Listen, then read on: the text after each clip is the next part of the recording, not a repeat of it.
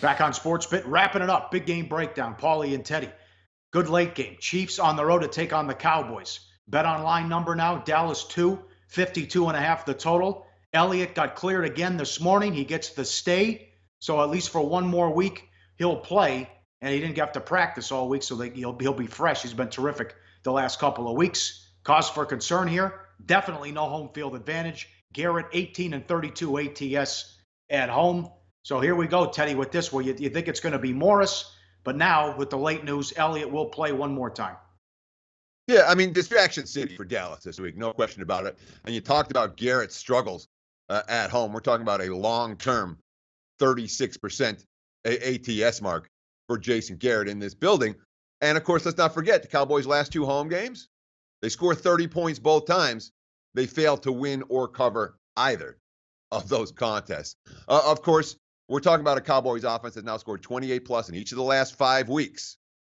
Dak Prescott talking about what he expects out of the offense, whether Elliott played, which he's going to, or not. Quote, "My expectations for this team are high, regardless of who was at running back, who was at receiver, who was at offensive line. My expectation is that I know these guys in the locker room, the guys I go to work with each and every day. I know their potential.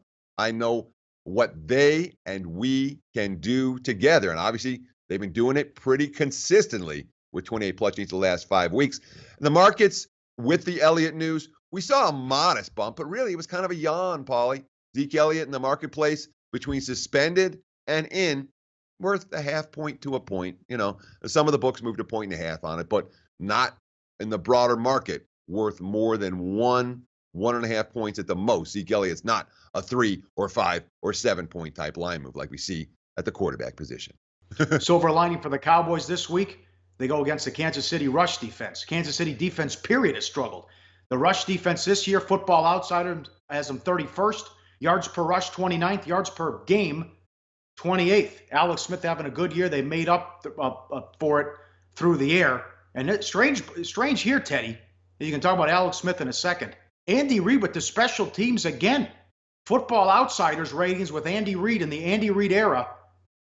2013, first, then third, ninth, first last year, and third again.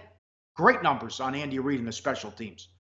Absolutely. And again, when you talk about the hidden factors, stuff that is not showing up in the point spread week in, week out, special teams at or near the top of the list. You're going to see turnovers factored in. You're going to see injuries factored in. You're going to see all the stats for offensive defense factored in. Elite special teams can be a pretty big edge. The Chiefs have had that basically every year under Andy Reid. And oh, by the way, look at their point spread numbers in the regular season. They've been consistent monsters, ATS in the Reid era. And of course, you have the defensive issue. You know, you talk about the struggles against the run. The pass defense has been dynamite. And the gap.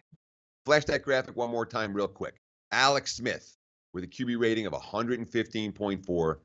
The Chiefs' pass defense has held opponents to 82.9 QB rating. That is the single biggest gap between what any team gets and what they allow in QB rating in the NFL. And that's basically why the Chiefs have been as good as they are so far this season. Hey, guys, for the full video, go to SBRpicks.com.